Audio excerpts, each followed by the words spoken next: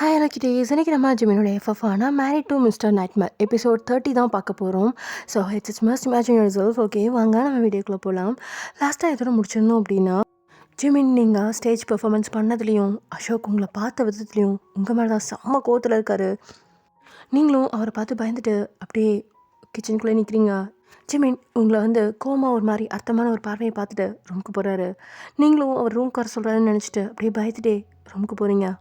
பயங்கரமாக அடித்து உங்களை ரொம்பவே திட்டி என் கண் முன்னாடி நிற்காத வெளில போ அப்படின்னு சொன்னோன்னே நீங்களும் அங்கேருந்து உடனே வெளில போயிடுறீங்க. மொட்டை மாடிக்கு ஓடிடுறீங்க. இதெல்லாம் பார்த்துட்டு இருந்த தமிழ் ஜிமின்ட்டு வந்து என் மேலே தான் தப்பு மாமா, வயன் மேலே எந்த தப்பும் இல்லை அப்படின்னு சொன்னோன்னே தான் ஜிமின்க்கு ஒரு மாதிரி குற்ற உணர்ச்சியாக இருக்குது. சே, நம்ம கையே இப்படி எரியுதே, அப்போ வயனுக்கு எப்படி ஒழிச்சிருக்கும்?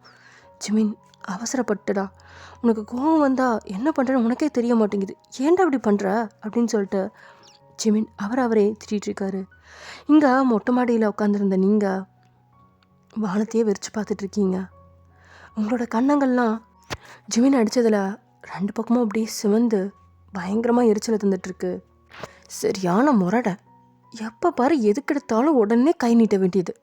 அவசரப்பட்டு என்ன வார்த்தை சொல்லிட்டான், என்ன பேசுகிறோன்னு தெரிஞ்சு தான் பேசுகிறானா அப்படின்னு மனசுக்குள்ளே புலம்பிகிட்ருக்கீங்க. ஜிமின் உங்களை கீழெல்லாம் தேடிட்டு உங்களை காணோம் அப்படின்றதுனால இப்போது உங்களை தேடி மொட்டை மாடிக்கு வராரு. அங்கே சோகமே உருவாய் உட்காந்துருந்தா அவரோட மனைவியை பார்த்ததும் அவருக்கு வருத்தமாக இருக்குது. மெதுவாக அவங்கக்கிட்ட வந்து வயன் அப்படின்னு கூப்பிட்றாரு. அவரோட குரலை கேட்டதுமே அப்படியே பயந்துட்டு அவசரமாக எந்திரிக்கிறீங்க. ஐயோ, பூச்சு அடித்தது பார்த்தலன்னு என்னை தேடி எங்கேயோ அடிக்க வந்திருப்பானோ அப்படின்னு நினச்சிட்டு அவர் பார்க்காம தலையை குனிஞ்சுக்கிறீங்க. ஏய், என்னை பாருடி, பார்க்க மாட்டியா, என்னை பாரு அப்படின்னு அவரோட கையால் உங்களோட 2 கணத்தையும் தாங்கி பிடிச்சி மேலே தூக்கி அவரை பார்க்குற மாதிரி செய்கிறாரு. உடனே நீங்கள் வழியில் ஆ அப்படின்னு கத்த, அதை கேட்டதுமே அப்படியே பதறிட்டு உடனே அவரோட கைகளை எடுத்துக்கிறாரு. உங்களோட கண்ணங்களை பார்க்க அது அப்படியே செவந்திருக்கு. அதை பார்த்ததும் அவரோட மனசு அப்படியே வலிக்குது. ஜிமின் டக்குன்னு உங்களை எடுத்து டைட்டாக ஹக் பண்ணிக்கிறாரு. ஏதோ கோவத்தில் அடிச்சிட்டேன்டி, நான் வேணும்னு பண்ணலை, நீ உண்மையிலேயே செம்மையாக ஆடினடி, உன்னோட ஒவ்வொரு அசைவுலேயும் நான் அப்படியே துடிச்சு போயிட்டேன்டி, என்னையே மறந்துட்டேன். அங்கே இருந்தவங்களும் உன்னை இப்படித்தானே ரசிச்சிருப்பாங்கன்னு நினைக்கும்போது தான் எனக்கு உன் மேலே கோபமாக இருந்துச்சு. நீ முழுசாக எனக்கு சொந்தம். உன் அழகு எனக்கு மட்டும் உரிமையானது.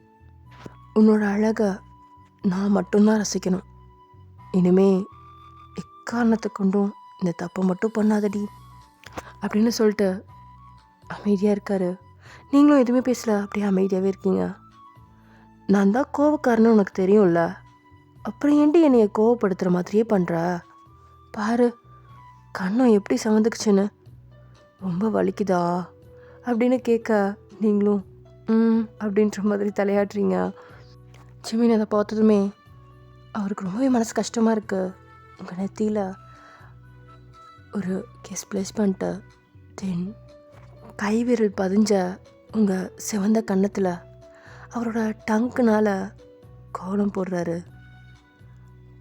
உங்களோட அந்த எரிச்சலுக்கு அவரோட எச்சிலை மருந்தாக்குறாரு காதலோட. கன்னத்தில் பட்ட அவரோட எச்சிலோட குளிர்ந்த காற்றும் வீச ஜில்லுன்னு இருக்குது உங்களோட உடலும் மனமும். வீசிய காட்டில் உங்களோட ட்ரெஸ் அப்படியே லைட்டாக அங்கேயும் இங்கேயும் நகர உங்களோட அழகை அரைகுறையாக வெளிச்சம் போட்டு காட்டுது. அதை 2 பேருமே கவனிக்கல. அவரோட இந்த செயலில் உங்களோட உதடு வறண்டு உடல் சிலுக்குது. அது உணர்ந்தவர் ஒரு மெல்லிய கள்ள சிரிப்போட உங்கள் காது பக்கத்தில் குனிஞ்சு, ஓய் நீ ரொம்ப நல்லா பாடினடி, உன் டான்ஸ்க்கு பரிசு அவங்க கொடுத்துட்டாங்க, உன் பாட்டுக்கு பரிசு இப்போ நான் கொடுக்குறேன் அப்படின்னு உங்களோட காது மடலை கடிச்சிக்கிட்டே சொல்கிறாரு. அவரோட மூச்சு காற்று உங்களை என்னவோ செய்து அவர் அப்படி சொல்லிட்டே உங்களோட அந்த அழகான லிப்ஸை அப்படியே லைட்டாக வருட அது வறட்சியாக இருக்கிறத உணர்றாரு.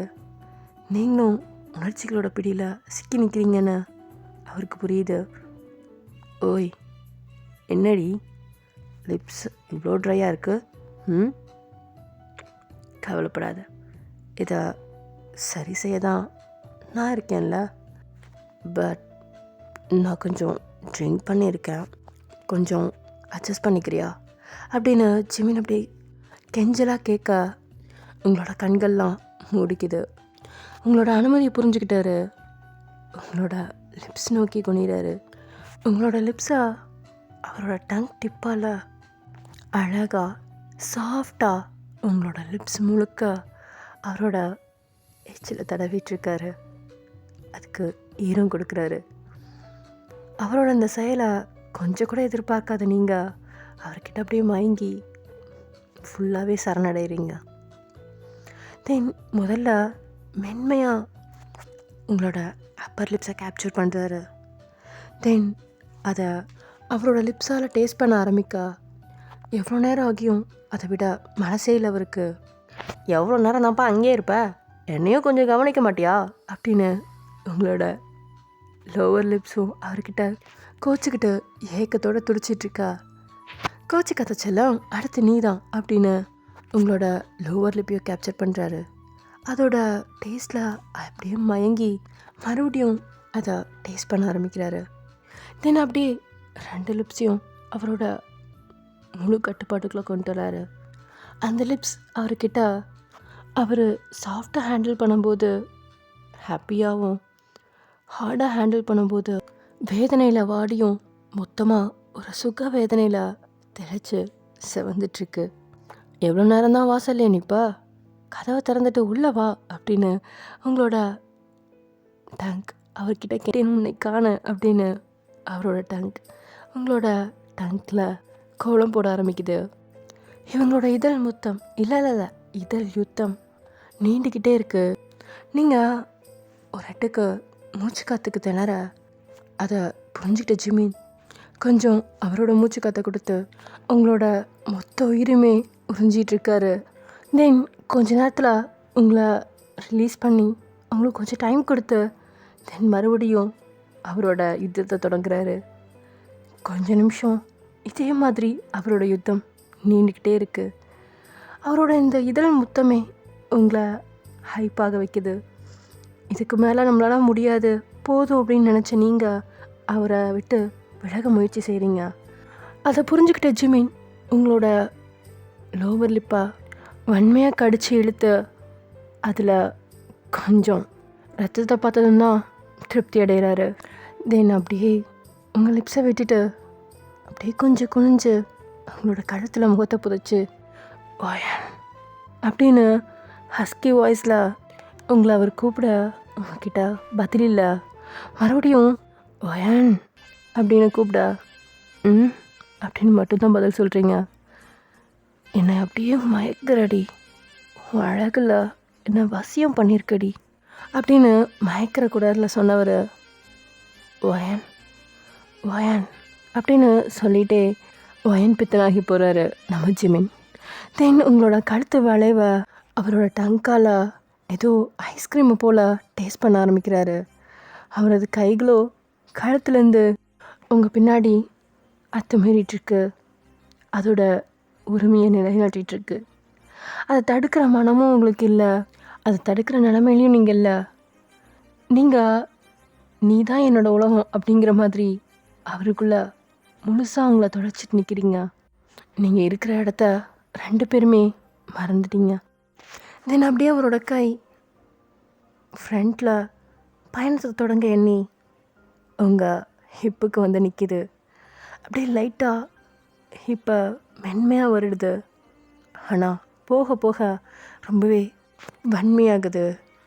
கொஞ்ச நேரத்துக்கு முன்னாடி என்ன ஆட்டம் ஆடின, இப்போ என்கிட்ட வசமாக மாட்டிக்கிட்டியா, இதுதான் உன்னோட தண்டனை அப்படின்னு அவரோட கை உங்களோட ஹிப்கிட்ட சொல்ல, அது அவரோட கையை பார்த்து நக்கலாக சிரிச்சிட்டு இது எனக்கு பிடிச்ச தண்டனை தான், உனக்கு கோவம் தனியிற வரைக்கும் எனக்கு தண்டனை கொடு அப்படின்னு ரொம்பவே சிரிக்குது. அதை பார்த்து அவரோட கை, சரி பொழைச்சி போ, இப்போ விட்டுறேன், இன்னொரு நாள் உன்னை கவனிச்சுக்கிறேன் அப்படின்னு சொல்லிட்டு அவரோட கை உங்களோட ஸ்டொமக்குக்கு போகுது.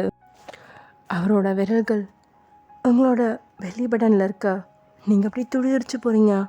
இதுக்கு மேலே முடியாமல் உங்களோட கால்கள் வலி விளக்க நீங்கள் ஃபுல்லாக அவர் மேலே சாயிறீங்க. உங்களோட நிலையை அறிஞ்சவர் இது போதும் அப்படின்னு கையை கொஞ்சம் மேலே நகர்த்த உங்களோட கை தானாகவே வந்து அவரோட கையை தடுக்குது.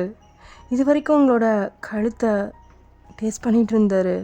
மெதுவாக நிமிர்ந்து உங்கள் காதுகிட்ட ப்ளீஸ் டி அப்படின்னு உங்ககிட்ட கெஞ்சலாக கேட்க நீங்களும் மறுக்க மனசு இல்லாமல் உங்களோட அனுமதியை கொடுத்துட்டீங்க.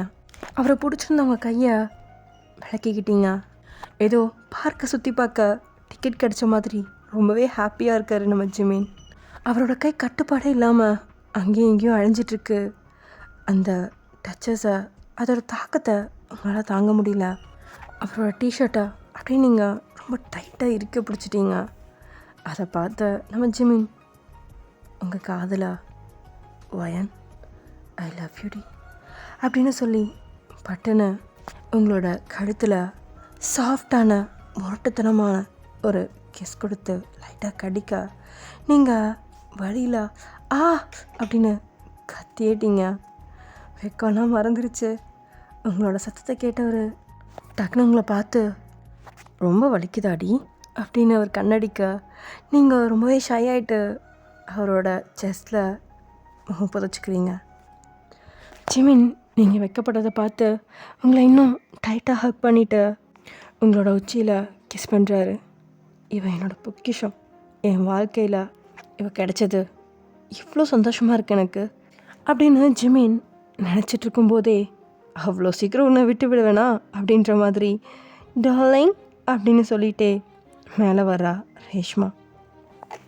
ஜிமின் மொட்டை மாடிக்கு போனதை பார்த்த ரேஷ்மா, இவர் என்ன இந்த நேரத்தில் மொட்டை மாடிக்கு போகிறாரு, இவர் கூட டைம் ஸ்பெண்ட் பண்ணி இவ்வளோ நாள் ஆச்சுல்ல, அதான் வீட்டில் எல்லோரும் தூங்கிட்டாங்களே, அப்படியே முழிச்சாலும் ஒன்றும் பிரச்சனை இல்லை, இதை சாக்கா வச்சு நம்ம ஜிமினோட லைஃப்பில் நிரந்தரமாக இருந்துடலாம் அப்படின்னு கணக்கு போட்டு சரி ஜிமின் கீழே வரட்டும் அப்படின்னு நினச்சி அவருக்காக கொஞ்ச நேரம் காத்துட்ருக்கா. அரை மணி நேரம் ஆகியும் அவர் இன்னும் கீழே வராததுனால சரி நம்மளே போய் மேலே பார்க்கலாம் அப்படின்னு சொல்லிட்டு ரேஷ்மா மேலே வரா. ரேஷ்மாவோட குரல் கேட்டு ரெண்டு பேருமே ரியாலிட்டிக்கு வரீங்க. முதல்ல விலகுனது நீங்கள் தான். அவரை விட்டு விலகுன நீங்கள் பக்கத்தில் காஞ்சிட்ருக்க துணியெலாம் எடுக்கிற மாதிரி நடிச்சிட்ருக்கீங்க, எடுத்துட்ருக்கீங்க. ஜிமின்க்கு ரேஷ்மாவோட வருகை ரொம்பவே எரிச்சலாக இருக்குது. இவ வேற நேரங்கட்ட நேரத்தில் என்னடா இப்போ வரைக்கும் நல்லா போகுதே, இன்னும் ஒரு இடைஞ்சலை கூட காணமேன்னு நினச்சேன், அதுதான் வந்துருச்சு போல், சொந்த செலவில் சூனியம் வச்சுக்கிறதுன்னு சொல்லுவாங்களே அது இதுதான் போல் அப்படின்னு நினச்சிட்டு கடுப்பாகவே திரும்பி பார்க்குறாரு. அவரோட எதிரில் வந்துட்டு இருந்தா ரேஷ்மா.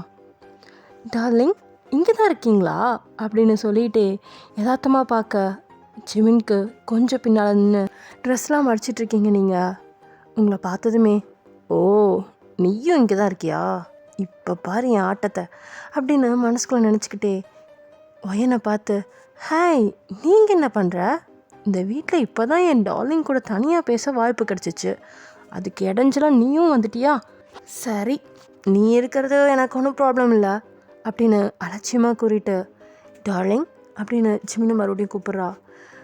ரேஷ்மா அப்படின்னு பல்ல கடிக்கிறாரு நம்ம ஜிமின்.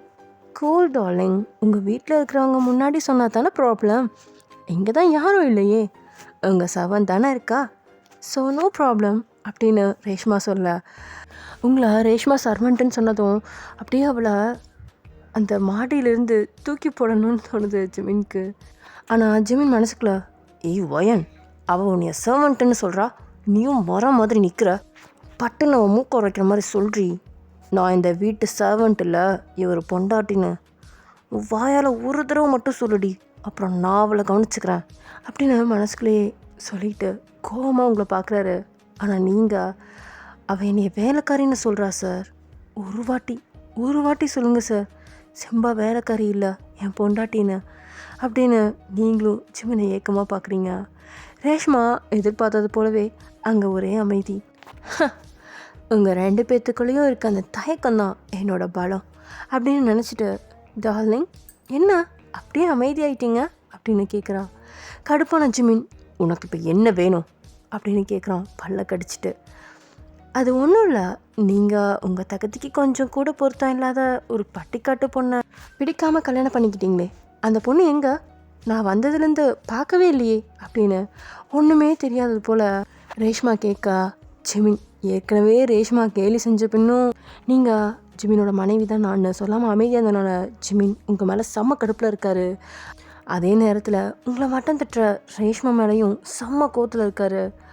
உன் வேலை என்னமோ அதை மட்டும் பார், அவளை பற்றி உனக்கு என்ன கவலை, நீ வந்த வேலையை பார் போதும் அப்படின்னு சொல்கிறாரு ஜிமின். அது சரி, அவளை உங்கள் மனைவின்னு மற்றவங்க கிட்ட சொல்லவே நீங்கள் தயங்குறீங்க, எப்போ அவளை டிவோர்ஸ் பண்ணிவிட்டு என்னை கட்டிக்க போகிறீங்க அப்படின்னு கெஞ்சுலாவை கேட்க, இருடி நீ இப்போ பார்க்குற இந்த வேலைக்கு இந்த ஃபேஷன் ஷோ மட்டும் முடியட்டும், உன்னை எப்படி துரத்தி அடிக்கிறேன்னு பாரு அப்படின்னு ஜிமின் மனசுல நினச்சிட்டு, நீயும் பார்க்க தானே போகிற, கூடிய சீக்கிரம் எல்லாத்துக்கும் ஒரு முடிவு கட்டுறேன் அப்படின்னு அவர் சொல்ல, ரேஷ்மா உடனே என் டார்லிங் தான் அப்படின்னு சொல்லிட்டு ஜிமினை ஹேக் பண்ணிக்கிறா. ஜிமினுக்கு எரிச்சலாக இருக்குது அவள் செய்கிறது எல்லாமே. ஆனால் உங்களுக்கு கொஞ்ச நேரம் முன்னாடி வரைக்கும் நான் சாஞ்சிருந்த அந்த செஸ்டில் இப்போது இவ சாஞ்சிட்ருக்கா அப்படின்னு நினைக்கும் போதே கண்களில் கண்ணீர் முட்டுது. இருந்தும் ரொம்பவே கஷ்டப்பட்டு உங்களை நீங்களே கண்ட்ரோல் பண்ணிக்கிறீங்க. ரேஷ்மா இப்போ நீ என்ன பண்ணுற அப்படின்னு சொல்லிகிட்டே அவளை தள்ளி நிறுத்துறாரு ஜிமினை. என்னாச்சு டார்லிங், நான் என்ன பண்ணுறேன்னு உங்களுக்கு புரியலையா? நான் தேவையில்லாமல் உங்களோட பிடிக்காத பொண்டாட்டியை பற்றி பேசி உங்களை டென்ஷன் பண்ணிட்டேன். இது நாம் என்ன புதுசாக பண்ணுறோம்? உங்கள் டென்ஷனை குறைக்க நான் எப்போவுமே இப்படி தானே பண்ணுவேன். எதுக்கு இப்போ நீங்கள் இப்படி வைக்கப்படுறீங்க? உங்களுக்கு எங்கே தொட்டா எப்படி மூடு வரும் அப்படிங்கிறதுலேருந்து உங்கள் பாடியில் எத்தனை மச்சம் இருக்குங்கிற வரைக்கும் எனக்கு எல்லாமே அத்துப்படி, அது உங்களுக்கு தெரிஞ்சது தானே அப்படின்னு ரேஷ்மா ஓரக்கனால உங்களை பார்த்துட்டே அண்ட் ஜிமினை மறுபடியும் ஹக் பண்ணிக்கிட்டே சொல்கிறா. இதுக்கு மேலே இங்கே நிற்கக்கூடாதுன்னு நினச்ச நீங்கள் கையில் இருந்த துணியெலாம் அப்படியே போட்டுட்டு உங்களையும் மீறி வெளியில் வந்த கண்ணீரை தொடச்சிட்டே அங்கேருந்து கீழே ஓடிடுறீங்க. நீங்கள் அங்கேருந்து அழுதுகிட்டே ஓடுனதை பார்த்த ஜிமின் ரேஷ்மாவை தங்கிட்டிருந்து தள்ளி விட்டு பல்லாருன்னு கன்னத்தில் ஒரு அறை விட்டுறாரு. நீங்கள் அங்கே இருந்த தைரியத்தில் எப்படியா இருந்தாலும் அவன் முன்னாடி எதுவும் செய்ய மாட்டான் அப்படின்ற நினச்சி தான் ரேஷ்மா தான் இஷ்டத்துக்கு விளையாடினா.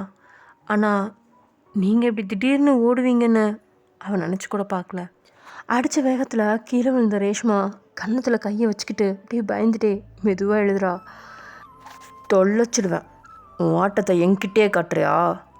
நான் யார் என்ன செய்வேன்னு உனக்கு தெரியும்ல, உன்னைய துண்டு துண்டாக வெட்டி கூவத்தில் போட்டுருவேன், ஜாக்கிரதை அப்படின்னு சொல்லிட்டு கீழே வர்றாரு ஜிமின்.